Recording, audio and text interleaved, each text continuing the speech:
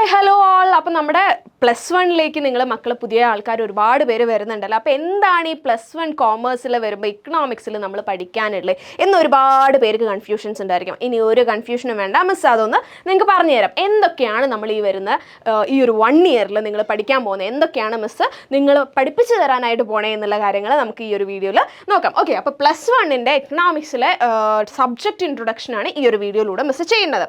Okay, അപ്പോൾ നമ്മൾ first നോക്കിക്കഴിഞ്ഞാൽ നമുക്ക് +1 എന്ന് പറയുമ്പം ഈ പറയുന്നത് പോലെ ഇക്കണോമിക്സ് 2 ഇയറിലും +1ലും +2ലും നിങ്ങൾക്ക് 2 ടെക്സ്റ്റ് ബുക്ക് വരുന്നുണ്ട്. +1 വരുന്നത് ഇന്ത്യൻ ഇക്കോണമി എന്ന് പറഞ്ഞിട്ടൊരു ടെക്സ്റ്റ് ബുക്ക് വരുന്നുണ്ട്, ഇന്ത്യൻ ഇക്കോണമി. +2 അത് ഇന്ത്യൻ ഇക്കോണമി പ്ലസ് സ്റ്റാറ്റിസ്റ്റിക്സ് വരുന്നുണ്ട്. പിന്നെ അതുപോലെ +2 മാക്രോ ആൻഡ് മൈക്രോ എന്ന് പറഞ്ഞ 2 ടെക്സ്റ്റ് ബുക്സ് വരുന്നുണ്ട്. അപ്പോൾ ആദ്യം നമുക്ക് Indian economy on the eve of independence എന്ന് പറഞ്ഞിട്ട് ആ ഒരു ഇന്ത്യൻ ഇക്കോണമിനെ കുറിച്ചിട്ടുള്ള ആ ഒരു ടെക്സ്റ്റ് ബുക്കിൽ നമ്മൾ എന്തൊക്കെ പഠിക്കുന്നു നോക്കാം. ഇത് കുറച്ചും കൂടി ഒരു ഹിസ്റ്ററി റിലേറ്റഡ് ആയിട്ടുള്ള പേപ്പറാണ് കേട്ടോ. ഇന്ത്യൻ ഇക്കോണമി എന്ന് പറയുന്നത് ഹിസ്റ്ററി റിലേറ്റഡ് ആയിട്ട് വരുന്ന പേപ്പറാണ്.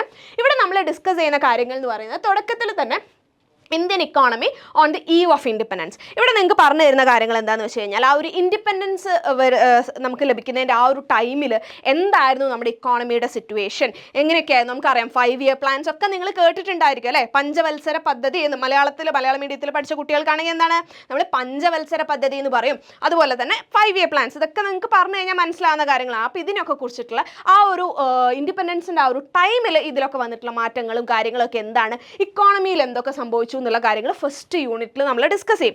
അതിനുശേഷം നമ്മൾ സെക്കൻഡ് യൂണിറ്റിലേക്ക് പോകുമ്പോൾ ഇന്ത്യൻ ഇക്കോണമി 1950 to 1990 വരുന്നുണ്ട്.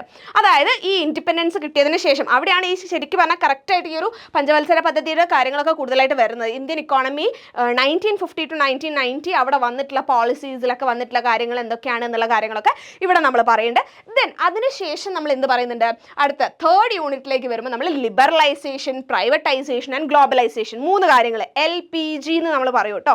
അതായത് നമുക്കറിയാം നമ്മുടെ ഇക്കോണമി മൊത്തത്തിൽ ഗ്ലോബലി നമ്മൾ എടുത്തു കഴിഞ്ഞാൽ നമ്മുടെ ഈ പറയുന്നത് പോലെ നമ്മൾ ഇൻഡിപെൻഡൻസ് കഴിഞ്ഞ സമയത്തുണ്ടല്ലോ നമ്മൾ കുറച്ച് പേര് നമ്മളെ ഭരിച്ചുകൊണ്ടിരിക്കുകയായിരുന്നു അല്ലേ. ബ്രിട്ടീഷ് ഗവൺമെൻറ് നമ്മളെ ഭരിച്ചുകൊണ്ടിരിക്കുകയായിരുന്നു 1947 നമുക്ക് ഇൻഡിപെൻഡൻസ് കിട്ടുന്നതിന് തൊട്ട് മുന്നേ വരെ. അപ്പോൾ ഈ ഇൻഡിപെൻഡൻസ് കിട്ടിക്കഴിഞ്ഞപ്പോൾ നമ്മളുടെ ഒരു സിറ്റുവേഷൻ എന്താ, നമുക്ക് ആരും നമ്മളൊരാൾ നിങ്ങളെങ്ങനെ ഏതെങ്കിലും ഒരു റൂമിൽ കുറേ കാലം നിങ്ങളെ പൂട്ടിയിട്ടു എന്ന് വിചാരിക്കുക. എന്നിട്ട് അതിന് ശേഷം നിങ്ങൾ ഫൈനലി നിങ്ങളൊന്ന് പുറത്തേക്ക് ഇറങ്ങി. പുറത്തേക്ക് ഇറങ്ങി കഴിഞ്ഞിട്ട് നിങ്ങൾ ആരുടെയെങ്കിലും കൂടെ ഏതെങ്കിലും വേറെ ഒരു റൂമിലേക്ക് കയറുമ്പോഴും നിങ്ങൾക്കൊരു പേടിയായിരിക്കില്ലേ, അയ്യോ കൂടെ ഒരാൾ ഇയാൾ ഇനി എന്നെ ഇവിടെ പൂട്ടിയിടോ എന്നൊരു പേടി വരില്ലേ. അതുപോലെ നമ്മൾ ഈ ബ്രിട്ടീഷ് റൂളിങ്ങിൻ്റെ അണ്ടറിൽ ഇങ്ങനെ നിന്ന് കുറേ സ്ട്രഗിൾ ചെയ്തിട്ട് നമുക്ക് ഇൻഡിപെൻഡൻസ് കിട്ടി നമ്മൾ പുറത്തേക്ക് വന്ന സമയത്ത് നമ്മുടെ ഇന്ത്യയുടെ സിറ്റുവേഷൻ എന്തായിരുന്നു, നമുക്ക് എല്ലാവരെയും പേടിയായിരുന്നു. എന്താ പറയുക, ഈ ചൂടുവെള്ളത്തിൽ വീണ പൂച്ച പച്ചവെള്ളം കണ്ടാലും പേടിക്കുന്നു പറയില്ലേ, അതുപോലെ തന്നെയായിരുന്നു നമ്മുടെ സിറ്റുവേഷൻ. പക്ഷേ വേറെ ഏത് രാജ്യത്തിലുള്ളവരെയും നമുക്ക് ഇങ്ങോട്ടേക്ക് കൊണ്ടുവന്നു കഴിഞ്ഞാൽ ഇവർ നമ്മളെ ഇനി വീണ്ടും ഇതാക്കുക എന്നുള്ളൊരു, അതായത് ആർക്കും നമ്മുടെ രാജ്യത്തിലേക്ക് കൂടുതലൊരു സ്പേസ് കൊടുക്കാൻ നമുക്ക് പേടിയായിരുന്നു. ആ ഒരു സിറ്റുവേഷനിലാണ് നമ്മുടെ രാജ്യം പോയിക്കൊണ്ടിരുന്നത്. അതിൽ നിന്ന് മാറി പിന്നീട് നമ്മൾ ലിബറലൈസേഷൻ, പ്രൈവറ്റൈസേഷൻ, ഗ്ലോബലൈസേഷൻ എന്ന് പറയുന്ന പോളിസീസ് നമ്മൾ എടുക്കാനായിട്ട് തുടങ്ങി. അതായത് കുറച്ചും കൂടി അതായത് ലോകത്തിലെ എല്ലാ മറ്റു രാജ്യങ്ങളിലേക്ക് അങ്ങോട്ട് എക്സ്പോർട്ട് ചെയ്യുക, അവിടുന്ന് സാധനങ്ങൾ ഇങ്ങോട്ട് ഇമ്പോർട്ട് ചെയ്യുക എന്നുള്ള കാര്യങ്ങളിലേക്കൊക്കെ നമ്മളെ ട്രേഡിംഗ് ഒക്കെ കടന്നത് പിന്നീടാണ്. അതായത് നമ്മൾക്ക് എന്തായാലും നമുക്ക് ഈ പറയുന്ന പോലെ ഒരു ലോകത്തുള്ള എല്ലാ രാജ്യങ്ങളുടെ ഇടയിൽ അങ്ങോട്ടും ഇങ്ങോട്ടും ഒരു സഹായ സഹകരണമൊക്കെ ഉണ്ടെങ്കിൽ നമുക്ക് ഒരുമിച്ച് പോകാൻ പറ്റുള്ളൂ എന്നുള്ളൊരു റിയാലിറ്റി കുറച്ചുകൂടി നമ്മളെ ഹിറ്റ് ചെയ്തപ്പോഴാണ് നമ്മൾ ആ ഒരു ലെവലിലേക്ക് മാറിയത്. അപ്പോൾ അതിനെക്കുറിച്ചാണ് നമ്മൾ ലിബറലൈസേഷൻ, പ്രൈവറ്റൈസേഷൻ, ഗ്ലോബലൈസേഷനിൽ പറയുന്നത്. അപ്പോൾ അടുത്തതായിട്ട് നമുക്ക് വരുന്നത് എന്താണ്, പോവേർട്ടി എന്ന് പറയുന്ന ഒരു ചാപ്റ്ററാണ്. പോവേർട്ടി എന്ന് പറയുന്ന ചാപ്റ്റർ ആക്ച്വലി വളരെ റെലവൻ്റ് ആയിട്ടുള്ള ഒരു കാര്യമാണ്. നമ്മുടെ ഇന്ത്യയിൽ ഈ ദാരിദ്ര്യം എന്ന് പറയുന്ന ഒരു സിറ്റുവേഷൻ ഒരുപാട് പേര് ഫേസ് ചെയ്യുന്നുണ്ടല്ലേ. അപ്പോൾ അതെങ്ങനെയാണ് ദരിദ്രരായിരിക്കുക എന്ന് പറയുമ്പോൾ എന്നതുകൊണ്ട് എന്താണ് ഉദ്ദേശിക്കുന്നത് എന്നുള്ള കാര്യങ്ങളും, പിന്നെ അതുപോലെ പോവർട്ടി ഇറാഡിക്കേഷൻ, എങ്ങനെ നമുക്ക് ഈ പറയുന്ന ദാരിദ്ര്യം ഇല്ലാതാക്കാനായിട്ട് സാധിക്കും എന്നുള്ള കാര്യങ്ങളൊക്കെ നമ്മൾ ഈ ഒരു ചാപ്റ്ററിൽ ഡിസ്കസ് ചെയ്യുന്നുണ്ട്. ആൻഡ് അതിനുശേഷം നമുക്ക് വരുന്നത് എന്താണ്, human capital formation in India. Human capital ഫോർമേഷനെ കുറിച്ച് ഈ ഒരു ചാപ്റ്റർ ആക്ച്വലി കഴിഞ്ഞ ഇയേഴ്സിലൊക്കെ തന്നെ നിങ്ങൾക്ക് ഇതിൻ്റെ വളരെ ചെറിയ പോർഷനെ നിങ്ങൾക്ക് പഠിക്കാനായിട്ടുള്ളൂ, ബാക്കിയൊക്കെ നിങ്ങൾക്ക് കട്ട് ചെയ്തിട്ട് കളഞ്ഞിട്ടുണ്ട്. അതായത് നിങ്ങൾക്ക് കംപ്ലീറ്റ്ലി ഒഴിവാക്കിയിട്ടുള്ള പോർഷൻസ് ആണ്. ഇനി ഇത്തവണ എന്താവും എന്നുള്ളത് അറിയില്ല. നമുക്ക് മോസ്റ്റ്ലി നിങ്ങൾക്ക് ചിലപ്പോൾ ആ പോർഷൻസ് മാത്രമേ പഠിക്കാനുണ്ടാവുള്ളൂ. എക്സ്ട്രാ ബാക്കിയുള്ള അതായത് സ്റ്റാർട്ടിങ്ങിലുള്ള ഒരു ഏരിയ മാത്രമേ ഈ ചാപ്റ്ററിൽ മിക്കവാറും പഠിക്കാനുണ്ടാവുള്ളൂ കേട്ടോ. അപ്പോൾ അത്രയും വന്നു. പിന്നെ അടുത്തതായിട്ട് നമുക്ക് റൂറൽ ഡെവലപ്മെൻറ്റിനെ കുറിച്ച് പറയുന്നുണ്ട്. നമുക്ക് RRBനെ പറ്റിയൊക്കെ അറിയോ മക്കൾക്ക്, അതായത് റൂറൽ ഡെവലപ്മെൻറ്റിന് വേണ്ടിയിട്ടുള്ള ബാങ്ക്സ് ഒക്കെ ഉണ്ട് നമുക്ക് അല്ലേ. അപ്പോൾ അതിനെക്കുറിച്ചിട്ടും കാര്യങ്ങളൊക്കെ നമ്മളിവിടെ റൂറൽ ഡെവലപ്മെൻറ്റിൽ പറയും. പിന്നെ എന്താണ്, employment, growth, informalisation and other issues.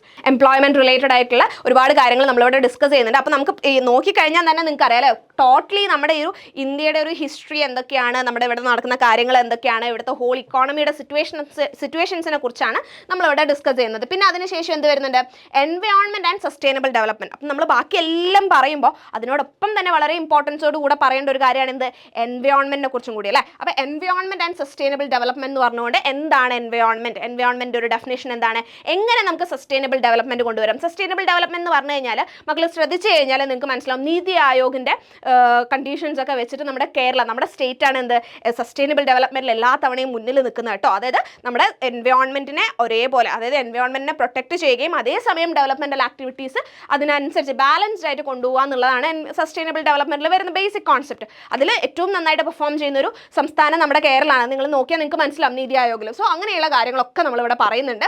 പിന്നെ അതിനുശേഷം എന്ത് വരുന്നുണ്ട്, comparative development experiences of India and it's neighbours അല്ലേ. അതായത് ഇന്ത്യയിലും ഇന്ത്യയുടെ നെയ്ബേഴ്സ് ആരൊക്കെയാണ് മക്കളെ, നമ്മുടെ പാകിസ്ഥാൻ വരുന്നുണ്ട്, ചൈന വരുന്നുണ്ട്. അപ്പോൾ ഇവരൊക്കെ ആയിട്ട് എങ്ങനെയായിരുന്നു ഈ 3 രാജ്യങ്ങളുടെ ഇടയിൽ എങ്ങനെയായിരുന്നു ഒരു പണ്ട് പാസ്റ്റിൽ ആ ഒരു ഇൻഡിപെൻഡൻസ് കിട്ടിയതിന് ശേഷമുള്ള ആ ഒരു ഡെവലപ്മെന്റൽ പ്രോസസ്സ് എങ്ങനെയായിരുന്നു. വളരെ സിമിലാരിറ്റീസ് ഉണ്ട് കേട്ടോ, ഒരുപാട് സിമിലാരിറ്റീസ് ഉണ്ട് ഈ രാജ്യങ്ങളുടെ ഇടയിൽ. സോ അതിനെക്കുറിച്ചൊക്കെ നമ്മളിവിടെ ഡിസ്കസ് ചെയ്യുന്നതായിരിക്കും. ഓക്കെ, ക്ലിയർ അല്ലേ.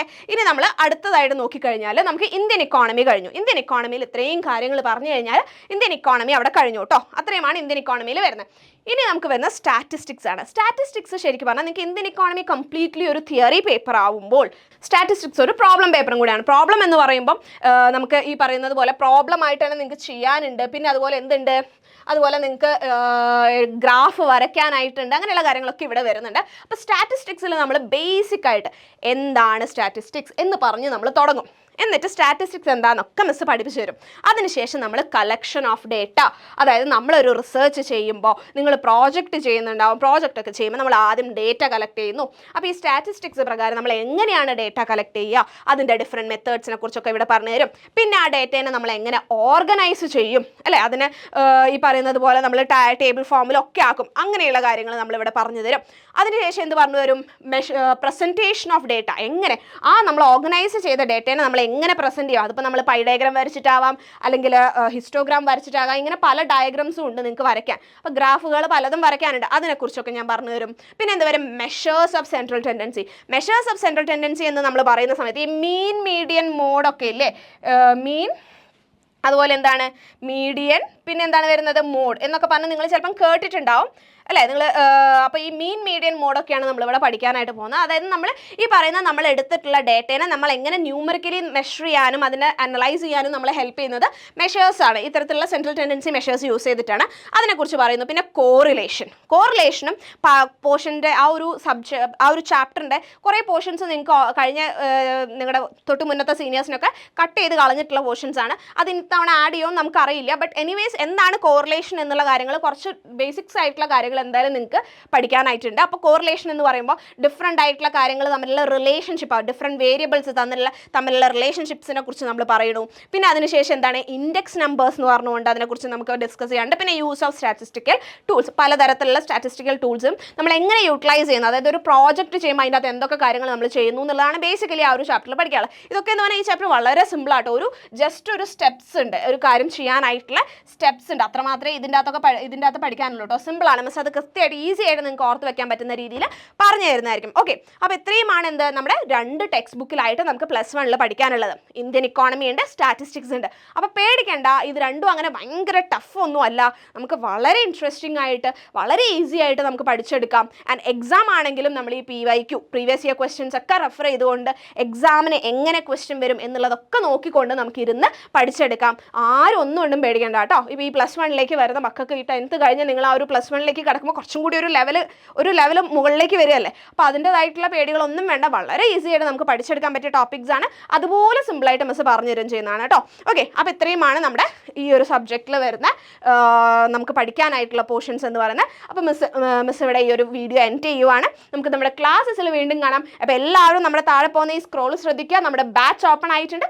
എല്ലാവരും പെട്ടെന്ന് വന്ന് ജോയിൻ ചെയ്തോ. നമുക്ക് അടിപൊളിയായ കാര്യങ്ങളൊക്കെ പഠിച്ചെടുക്കാം. Okay, so thank you so much. By.